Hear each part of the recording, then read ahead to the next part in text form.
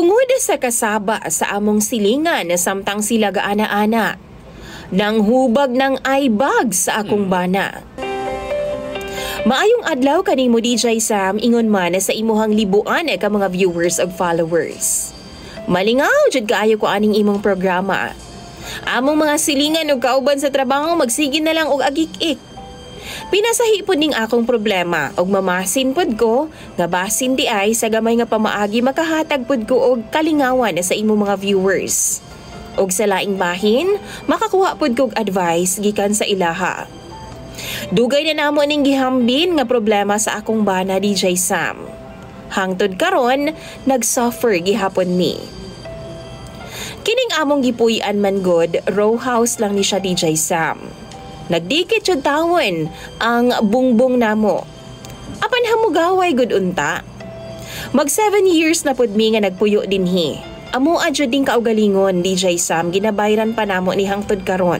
Tawgan na lang di ay ko sa pangalang Irene. Samtang akong bana, itago na lang nato sa pangalang Joel. Nagsugod ni dihang giparentahan ang among tupad nga door DJ Sam. Security guard ang nakarenta og halos kada gabi magda siya og babay DJ Sam. Saba kaayo sila. Sa pagkabalo nako no minyo naman daw ng tawhana, abroad daw ang asawa. Apan bisan kinsang babae naman lang ang iyang ginatira. Halos magkadlawn silag paka-paka DJ Sam ug saba gyud kaayo ang mga ungol. Napay mga shit lagi daw ug uban pang mga pamalikas sa babae nga hinapakay pa gyud sa sampot. Murag na mamahuway lang og 30 minutos, human kumbati na pogbalik. Wa man unta ko'y pakialam DJ Sam bisan pag tagagabi siya magdagbabay diha. Kulatahon niyag taman sa kama kay iyaha man ang kinabuhi. Apan ako aman good, ang akong bana dili pud mahimutang mataghigayon nga sila mag-ana-ana. Magsige na lang pud og tungko og paminaw sa bungbong sa ilaha. Kung unsa oras sila mahuman, mao pa pud ang oras nga matug intaw ng akong bana. Usahay wa pag yu DJ Sam. Unya, sa sige niyag paminaw, maganahan man pud ng amaw.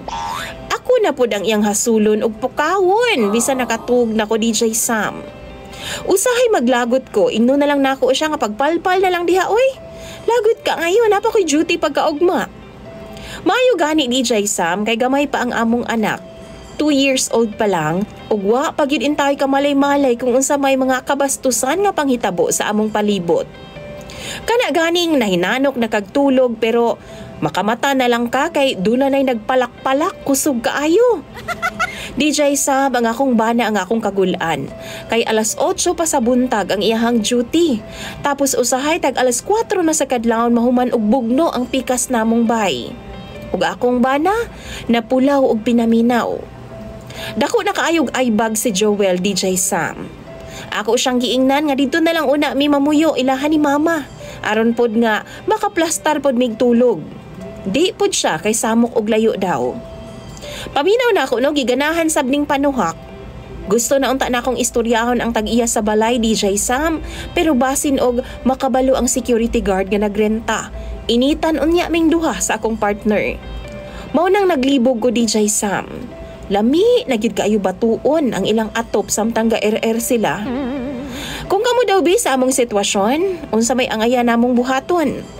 Dugang paningbana na kong utrupong manyakol. Paita na jud. Tambagiin taon ko ninyo.